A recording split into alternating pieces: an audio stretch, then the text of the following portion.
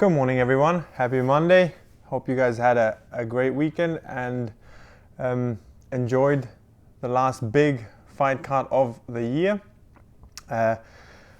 Before we go into that though, I just want to quickly talk about the Jake Paul, Conor McGregor situation. And I've tried hard kind of not to go into that, not to dive into that subject, because I mean Jake Paul he's not a boxer, so I mean it defeats the purpose. But I saw an interview from TMZ with Dana White, and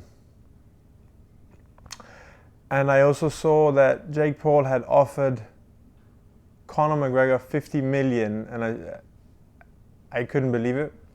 So I actually went onto his Instagram, and I saw the little cut out of the contract. I saw the post, and I saw that Jake Paul decided to only follow Conor McGregor's wife, fiance. So I now believe that Dana White should allow Conor McGregor to fight, especially if Conor McGregor is making 50 million, and there is one good reason I have for that to happen, or why I want that to happen. Jake Paul wants the event to be a professional boxing match over 8 rounds, 8 3-minute rounds, 10-ounce gloves, with a catch weight of, I believe it's 185, 180. I would pay to see that. Because the difference in skill between Jake Paul and Conor McGregor is twice the size of the difference in skill between Conor McGregor and Floyd Mayweather when it comes to the boxing ring. And I think this would be an amazing event for everyone, for the world to see it. You can't play boxing. You can't just go into a boxing ring and decide to, just start boxing professionally for no reason. I know Conor McGregor would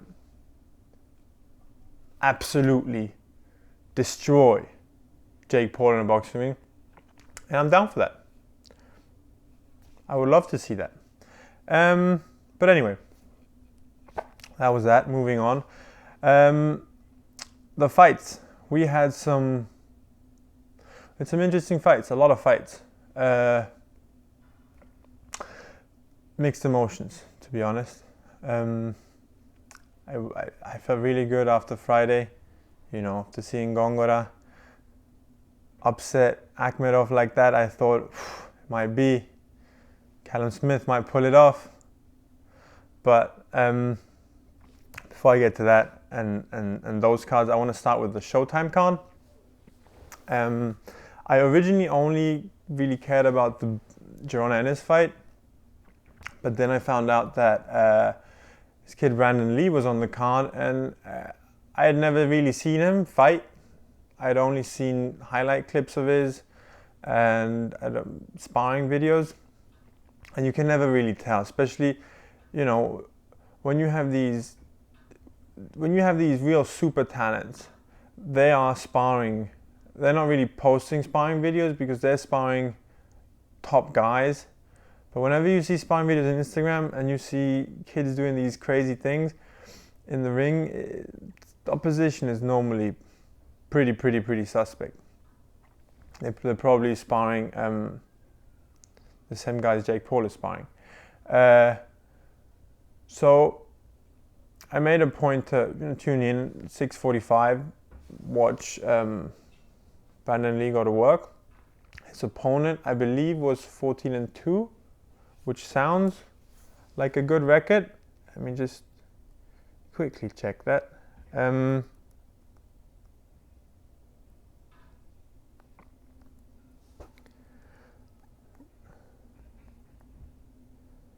No, 12-4.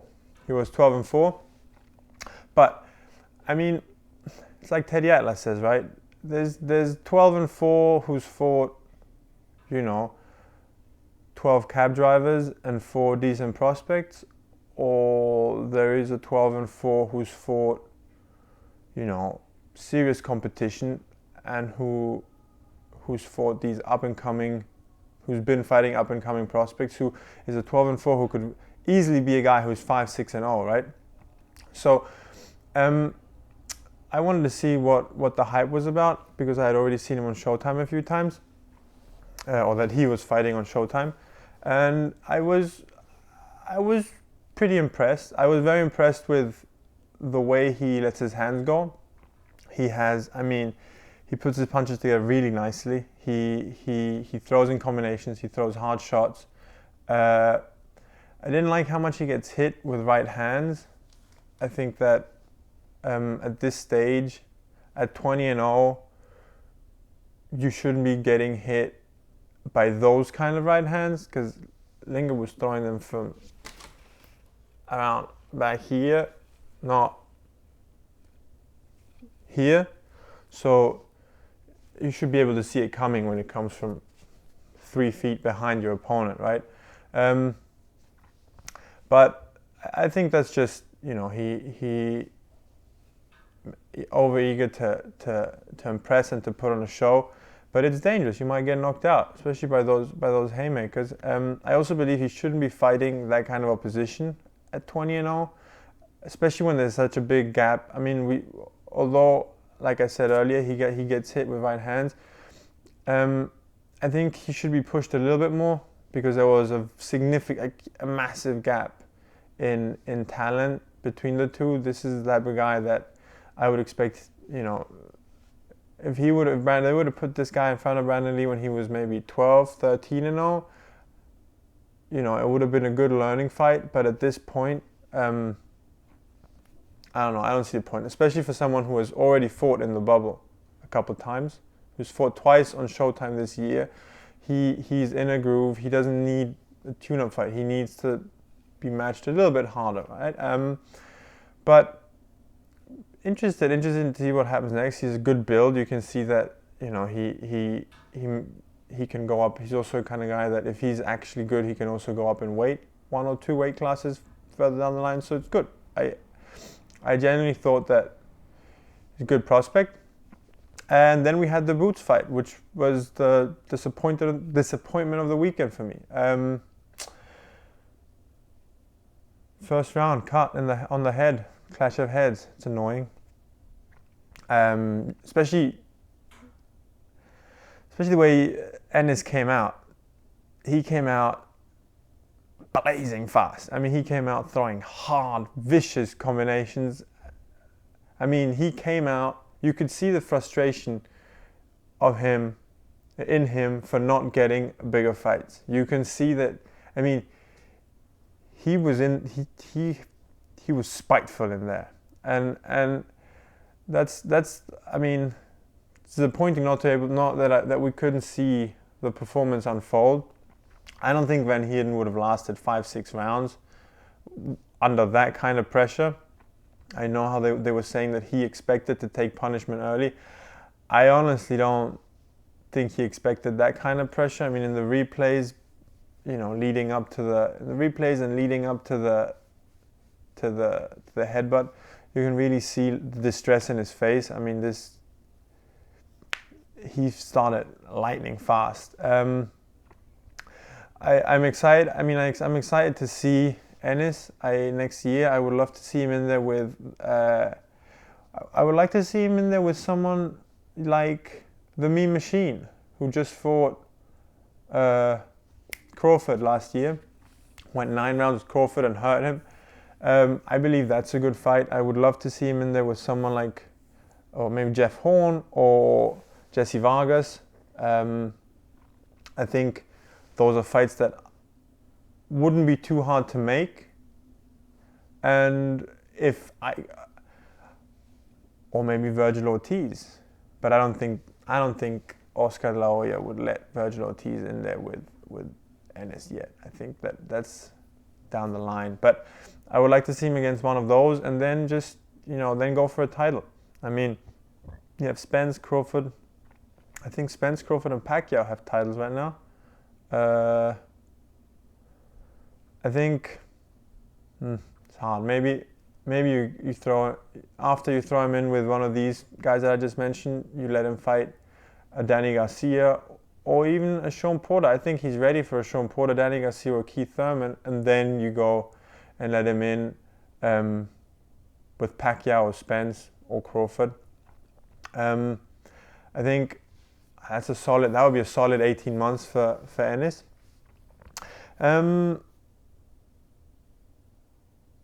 Then we had the Triple G card. We go back to Friday. We started with Akhmedov against Góngora, and that was, in my opinion, the performance of the weekend. Carlos Góngora was not a late minute replacement, was short notice fight. It was in a very interesting matchup because Góngora is the typical kind of guy that excels as an amateur, but then doesn't have the backing, or he comes from Ecuador, a place like Ecuador that doesn't really, it's economically not very appealing for promoters, and he doesn't have this Mexican, Russian, this style where he just comes forward and fights. He's a boxer. He's an accurate boxer, solid fundamentals. 400 amateur fights. This kid has medaled twice at the Pan American Games at middleweight and light heavyweight. He has medaled twice at the South American Games. He's been to the Olympics. He's a two-time Olympian. Phenomenal amateur, right? But it's just not very appealing for a promoter to sign. Now he's based in Boston, and it was a really nice story, because the commentator was saying how the trainer, I believe it was the trainer or the manager, didn't expect him to win, that he just, he needed to make some money, he needed to feed his family, and they promised him a good opportunity if he actually got the win. So they just went in, they're hoping for the best, and after a rough first 2-3 rounds, where he got hurt a bit and Akhmedov came out with fast combinations, it started to even out. They were trading nicely. It was an interesting fight because you could see that they were both hurting each other. They were both, were technically very good. I think what made the difference in the end was the mentality, right? Because Góngora came in thinking or hoping not to get blasted, right? So Góngora came in hoping that he would win, obviously, but he didn't come in thinking he was going to knock this guy out in 4 or 5 rounds. Whereas Akhmedov, I haven't heard it personally, but I could see it from the way he came out, and I could see it, in his demeanor. He came out wanting to make a statement, obviously. The difference is he didn't expect to go 12 rounds. He didn't expect to have a dude in front of him that was that good. He didn't expect his opponent to be that good, and I think that caused him distress. He was the better athlete. I'm sure he's in better shape. I'm sure he has better opportunities to train. He's in camp with Triple G, has the best of the best of the best available to him. But that's the beautiful thing and the interesting thing about boxing, right? You can't just being in shape is not enough. No matter how good in shape you are, it's not enough. You're still going to gas out if you don't have the mental toughness. That's what people don't understand. When you see, for example, guys like Conor McGregor who gassed out against Floyd, who gassed out against Nate Diaz. When you see Mike Tyson, who used to gas out when he wasn't able to get his guys out of there. In boxing, that's a bully mentality, right? The bully doesn't know how to get bullied. The bully doesn't know how to cope with not getting his guy out of there. They don't like it.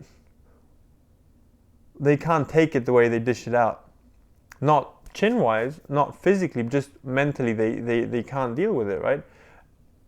And then you gas out. You start getting nervous, start getting anxious because you can't knock your guy out, and you notice you still have rounds and rounds, and you start to get anxious and you get tired, and that's what happened. You got caught with 2 uppercuts. I mean, Gongora had already hurt him a couple of times. I think it was like in the 8th or in the 10th, and got him out there. Now, 168. I'm sure he's going to be in the top 10 at 168 now. He has an IBO strap, which doesn't really mean much, but gives him the chance to fight. I mean, he can for sure get a fight with Caleb Plant or David Benavidez next. Make nice little payday, and who knows? A guy like that. I mean, remember Uzcategui, who won the title from Andre Ward. No one knew who he was. Another guy with 400 amateur fights from South America, and then did his thing. So good for him. Good for him. Then we had the Triple G fight. And the Triple G fight was really interesting to me because we saw a lot, in my opinion. We could see that Triple G is still hungry. He's still. I mean, he is learning. You can see that the transition to training with Jonathan Banks actually has done something for him. He's actually in the gym trying to learn. That says a lot, especially because the saying, you can't teach an old dog new tricks. I think Triple G showed some little head movement. He boxed going backwards a little bit, and he still has the power, right? But I do think that towards the 6th, 7th round, after every flurry, he would kind of take a step back or half a step back for a second, take a deep breath through his nose, and then get ready to go again. He said he only went 7. That fight only went 7 because he wanted to give more rounds to the people. He didn't want it to end so quickly. I personally disagree. I think Triple G could have gotten him out of there in 3, which is annoying because that's what I predicted. I was actually, after the 2nd round when he dropped him again, I was like, 3rd round on the money. Nah. He was very good with his left hand. Triple G was. First knockdown came just like I said it as well. Szeremeta jabbed and got countered with the left hand. Was too slow to go back out, and I think that happened a lot of.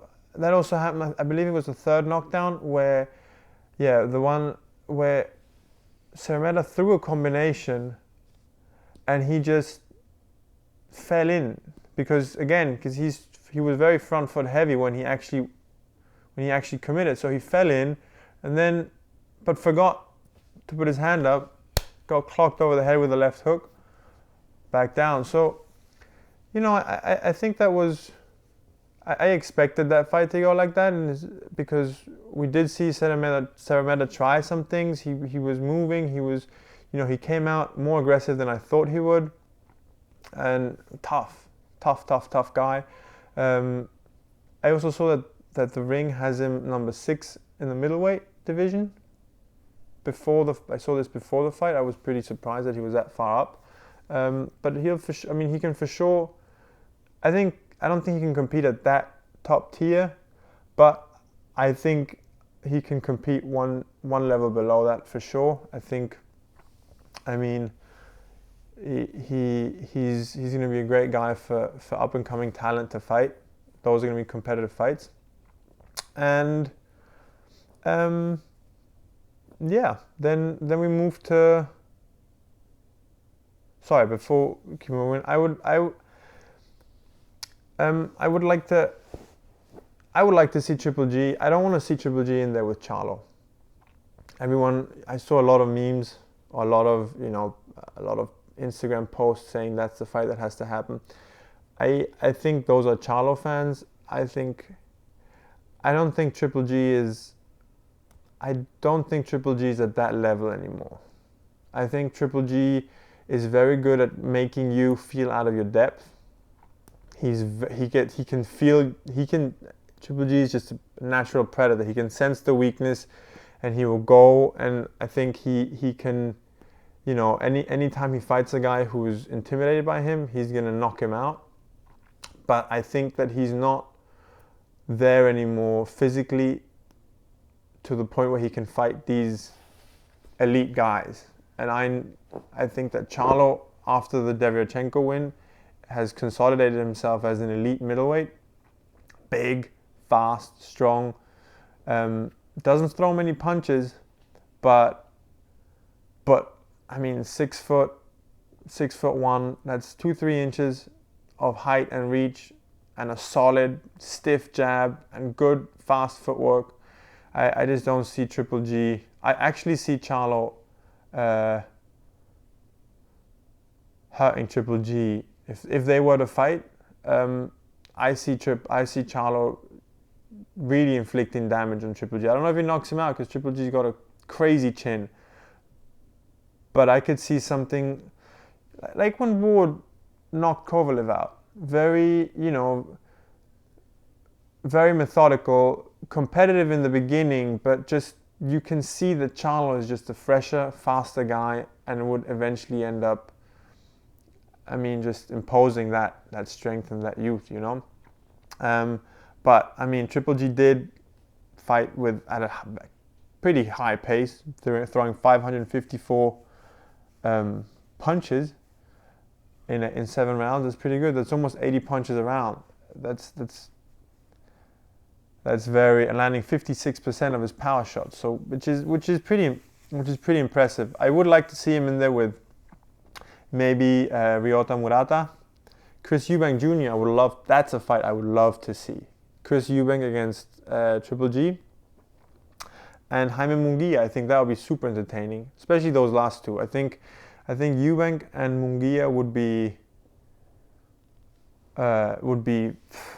great events. I also think those fights would be easier to make than the Murata fight because Murata is with Top Rank. Chris Eubank might also be hard because Eddie Hearn has said in the past how he doesn't really like to work with Eubank, and I believe Eubank is with PBC. But if that fight could be made, that would be a great fight. But yeah, on to now the Canelo card.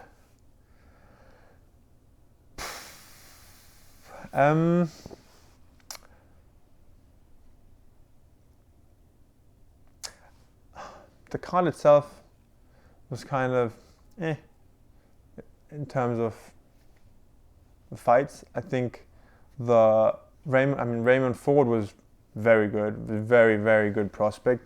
Reminds me, Brian Kenny. The only good thing Brian Kenny said all night was when he said that Raymond Ford kind of reminded him of a young Floyd Mayweather, but then he went and fucked it up, saying that he has more power than Floyd Mayweather. So I think he might. Let's say he got it mixed up just to give him the benefit of the doubt, because Ford was a killer at 130. I think Raymond Ford, blinding hand speed, foot speed. He does have his body moves similarly to Floyd's. He's built similar. I think he's maybe an inch shorter than him. But Raymond Ford, I was very impressed with him. I was very, very impressed with him. But it really made me appreciate Floyd Mayweather.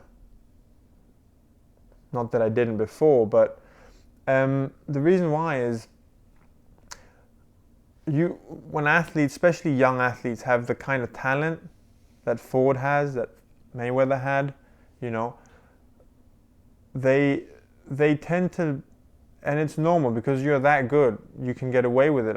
Larry Merchant said this about Roy Jones. He has so many technical mistakes, but he can get away with them, right? Because he has incredible speed. So Raymond Ford, he has the same thing. It's not that he commits technical mistakes, but what I did see is that he suffers these glitches in focus. He has a great jab. He he's very fast. He closes distance very fast with his left hand.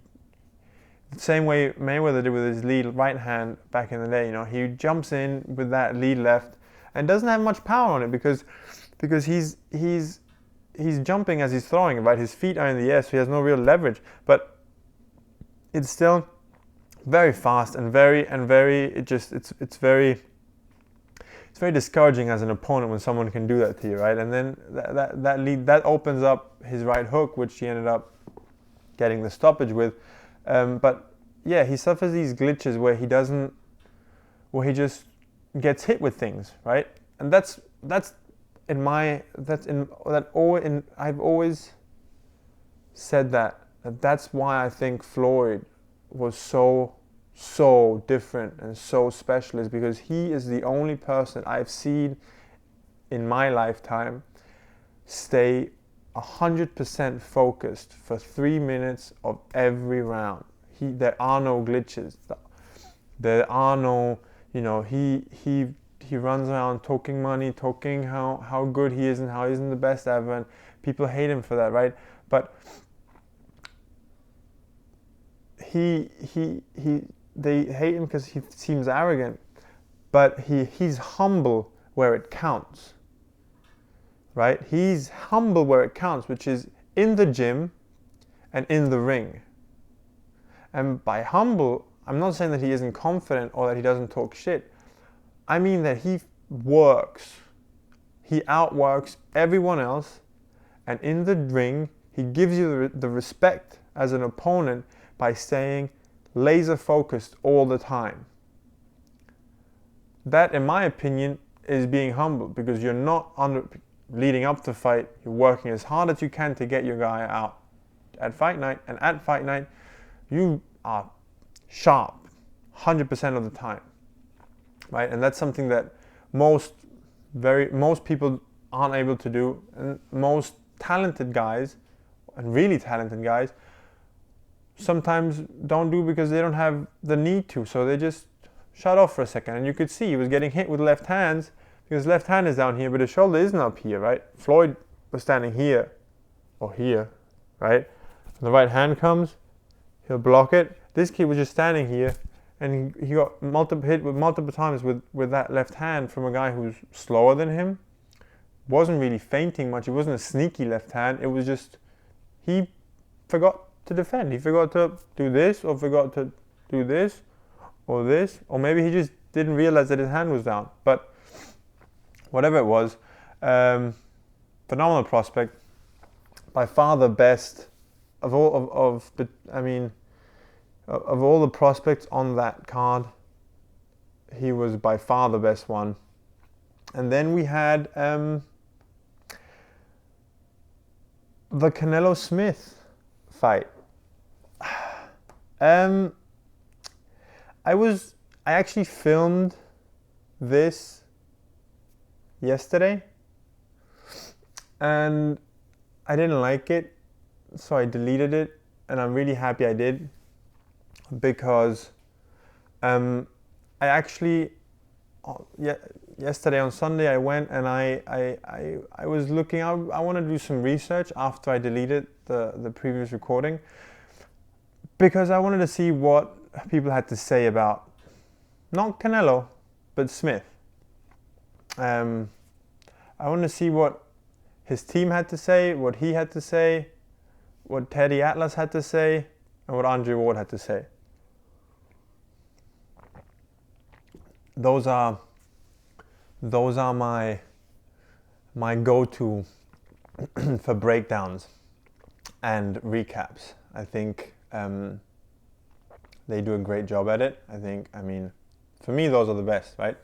So I actually I thought after the fight on Saturday, I have to say, one thing I was really happy about is that they let Callum Smith finish his fight.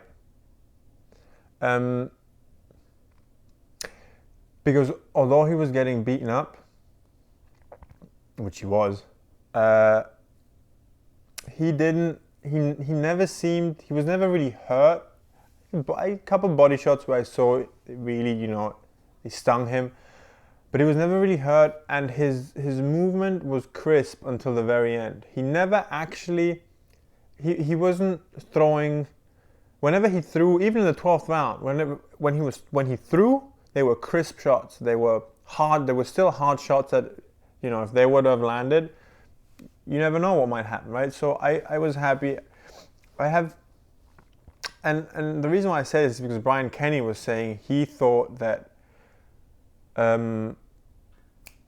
Smith should be taken out to fight, and I was happy that you had Sergio Mora next to him and correcting him, and I believe that's something that lately, last year, 2019 especially, was hard because there was several boxers that passed away from from injuries sustained during fights.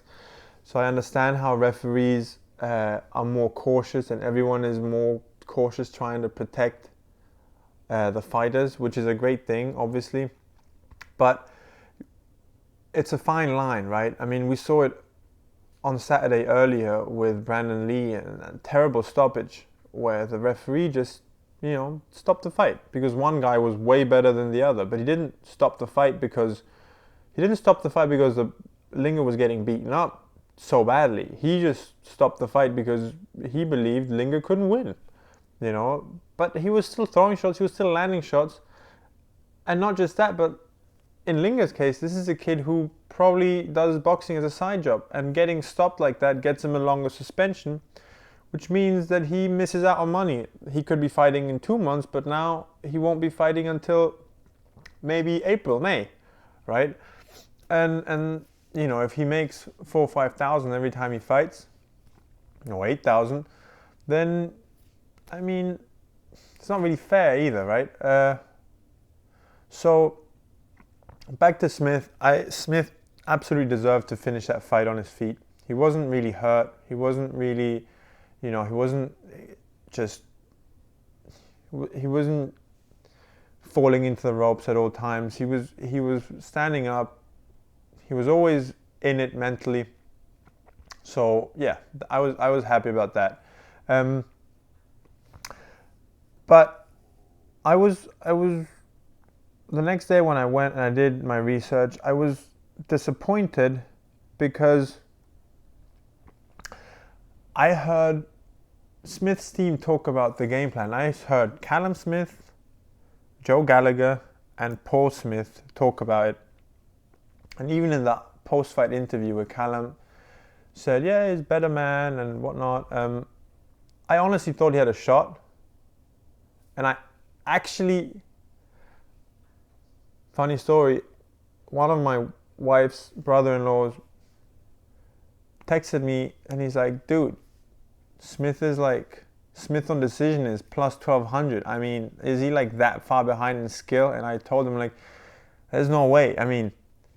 There's a little bit of a gap, but if Smith beats him, it would only be a decision. Smith will not knock out Canelo. Canelo's chin is made out of titanium. There's no way. And so I was gonna put $100 on Smith by decision, but I live in New York, so I can't really place online bets.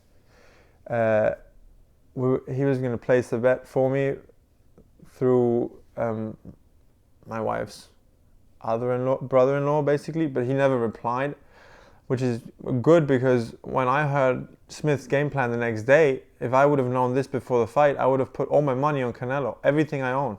I think of boxing as a fight, right? But it's a sport. There's rules to it. So we have, those rules help guys, like Smith in this situation, who might not be as good as Canelo he might not be as good a fighter as Canelo.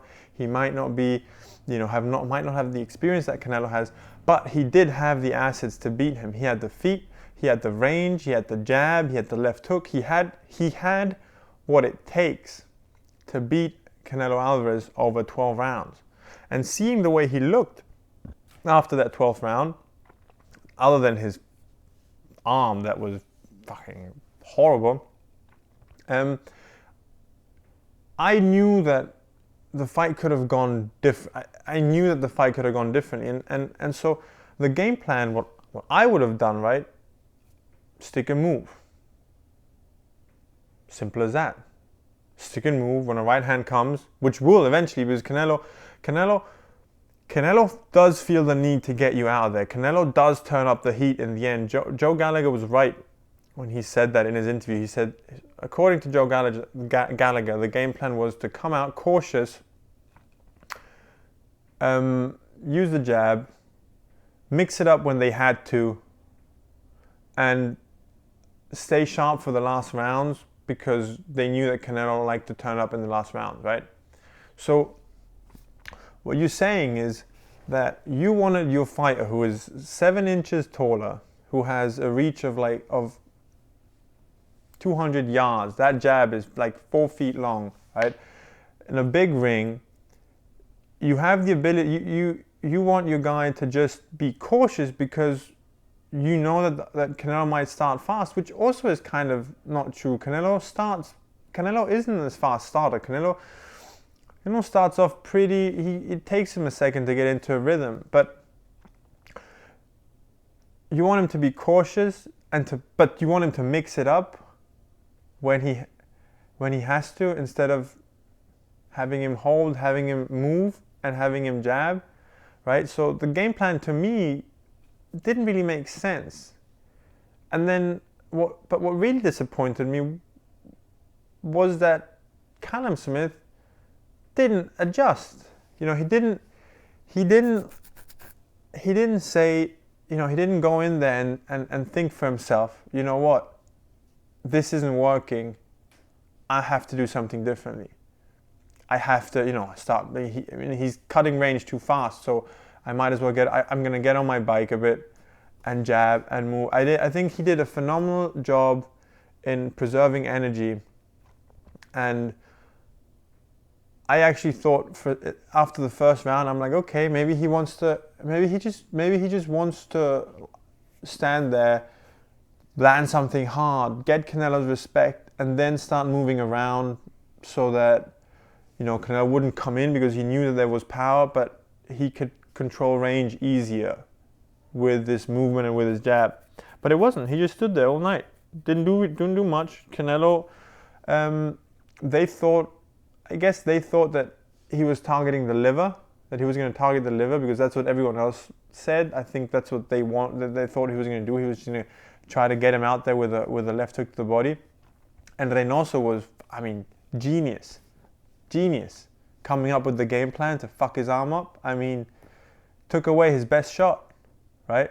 From the beginning, just completely, and they had just no idea what was going on. Good jab, good overhand right to the arm, every time, chopping that arm off. I've never seen something like that. I've never seen someone's bicep detached like that from just sheer punishment in a boxing match. They shared a cute little moment at the end, though, when Canelo emphasized it after Smith tried to land it. But yeah, I feel Callum-Smith didn't use his advantages, and that kind of left me, especially when he then said that Canelo didn't really have as much power as he thought he did, that he was never hurt. I didn't really understand why he didn't do more. Super brave, super tough, but just, I personally as a fighter would have rather early on try to create a lead, right? Gallagher was saying how he had it 4-2 after 6 rounds for Canelo, and he was like, oh, okay, and he was fine with that. Where, I said this on Thursday. I said, I believe the first half is going to be competitive, but I believe Canelo's going to pull away in the second round, just out of sheer experience, and just out of sheer, he's just used to these situations. Canelo has so many championship fights. He's fought at this level so many times that this is just another day for him, right? For Callum-Smith, this was the biggest night of his career. So, I was a bit disappointed. I think Callum-Smith needs to let his arm heal up, go up to, I don't even think he needs to go up to 175, but I think if he does, there's some good fights for him there. I think if he stays, I would love to see him in there with Caleb Plant or Benavidez.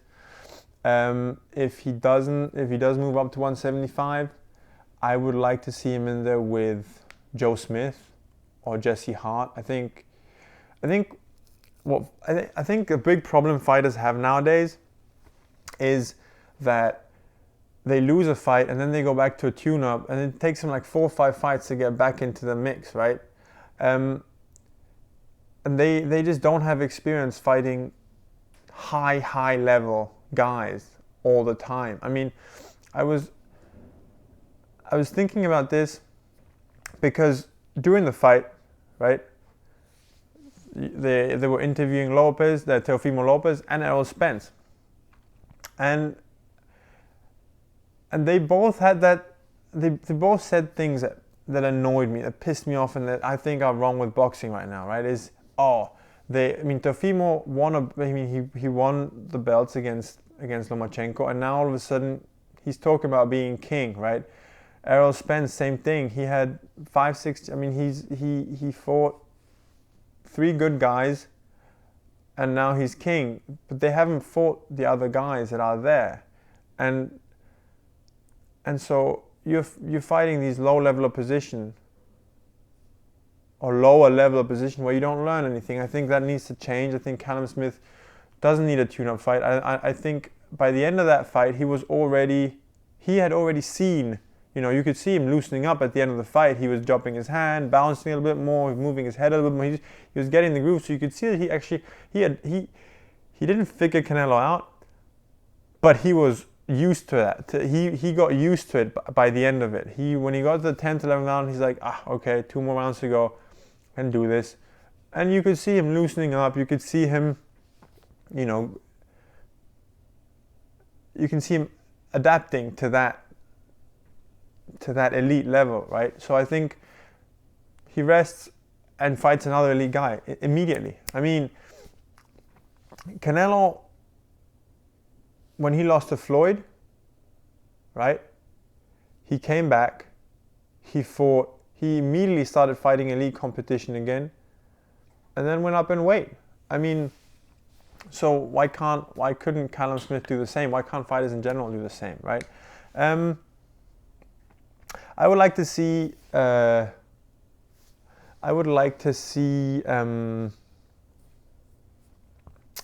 Smith, again,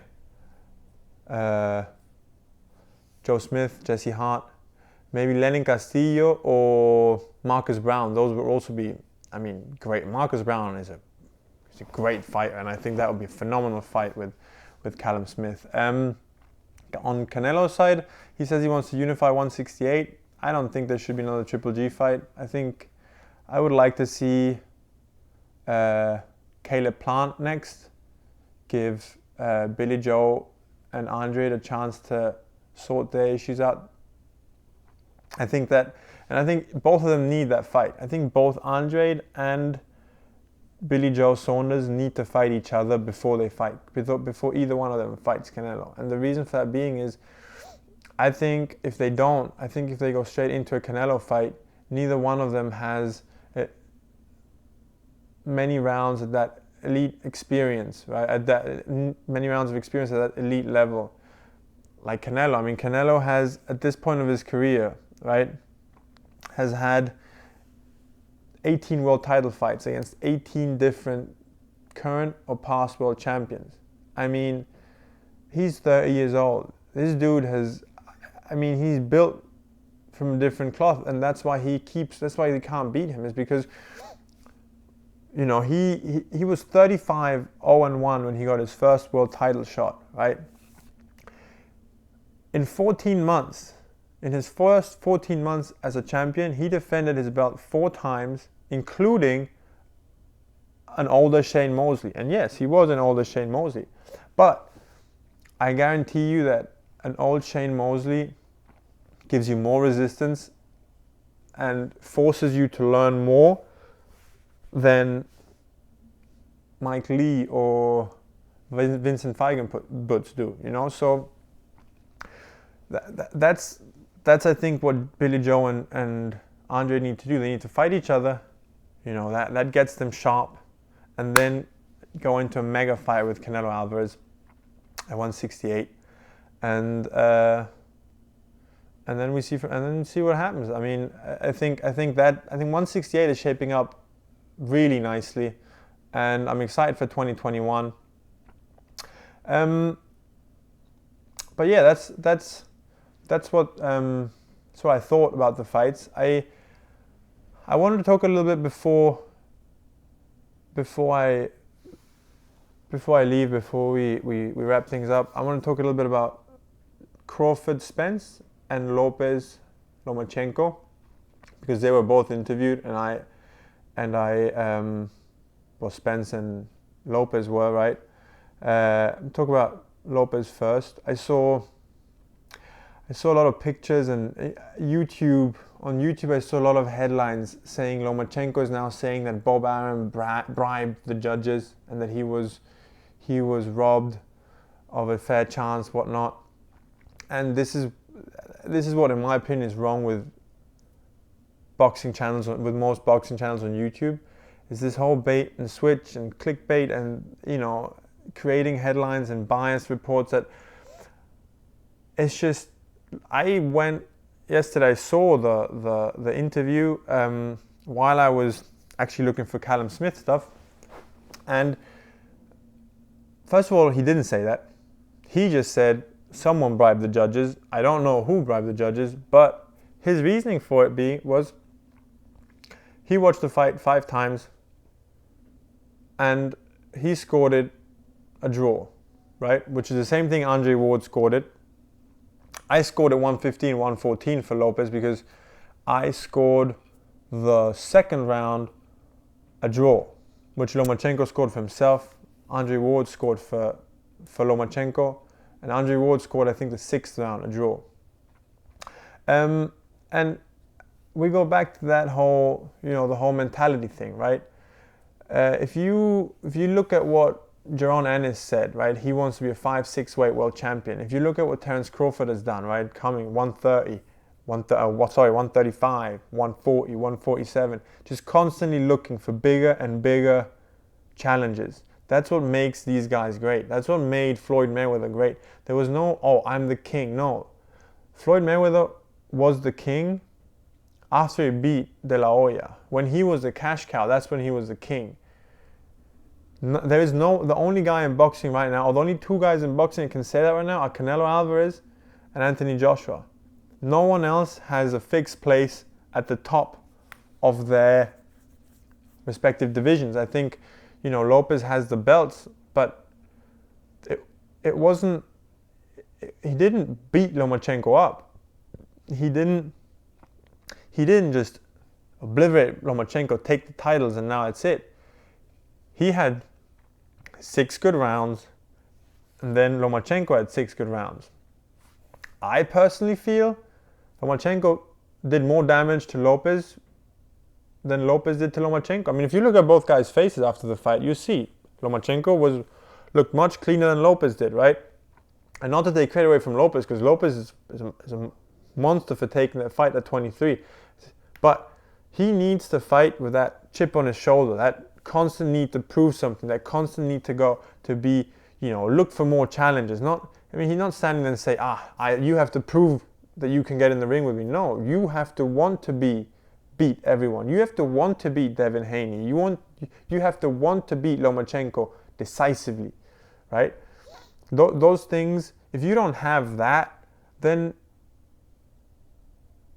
you don't have it. Then you're not cut from the same cloth as Andre Ward, Floyd Mayweather, Sugar Ray Leonard, Macho Camacho, as all these greats are, right? If you don't have that desire, if you don't want to show it, if you just about talking and saying it, right? Which is the same thing with Errol Spence. He's saying, Crawford needs to take 70-30, his 30% or 40% split in the fight, and just if he wants to fight, right?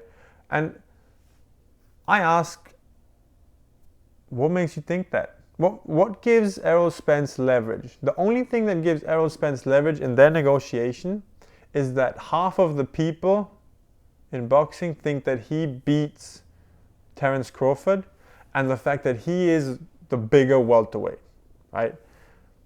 But if you really look at their careers, and everyone says Terence Crawford hasn't fought anyone, right? And Spence hasn't really fought anyone. Spence has fought Sean Porter, Kell Brook. Danny Garcia is a good win, but Danny Garcia is not. Danny Garcia was already 0-2 against the top welterweights, right? Danny Garcia is not Terence Crawford. So Terence Crawford is a 3-weight world champion who has had 15 world championship fights against 8 current or past world champions. He was also undisputed light welterweight champion of the world, right?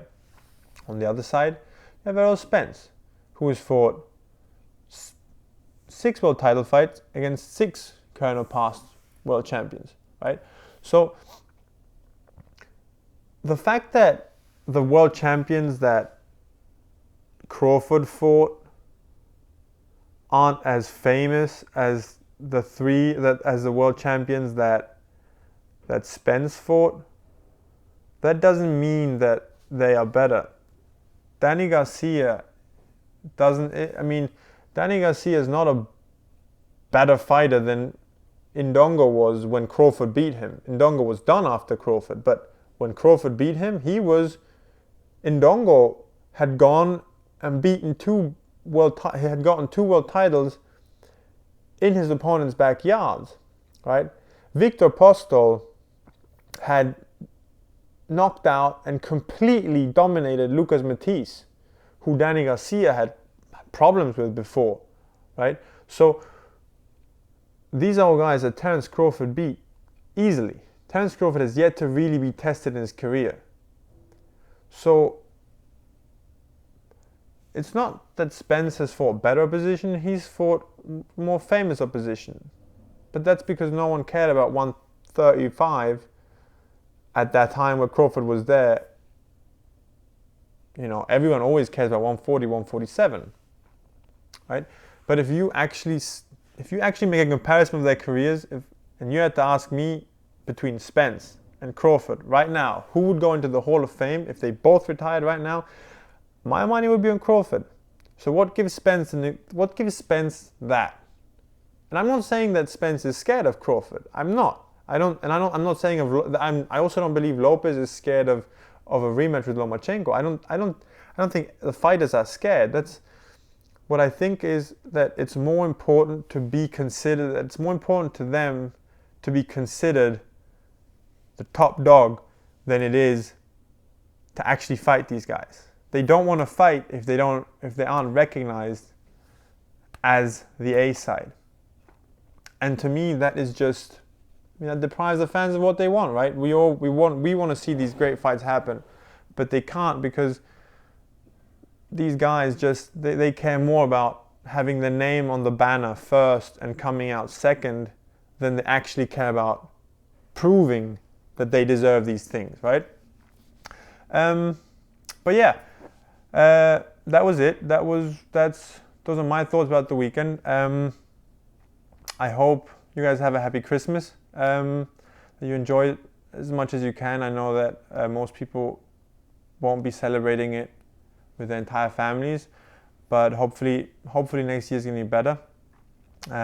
We'll be back next Monday to talk about the upcoming Ryan Garcia fight, which I am very, very, very excited for. And yeah, Merry Christmas. Everybody stay safe. Have a good week.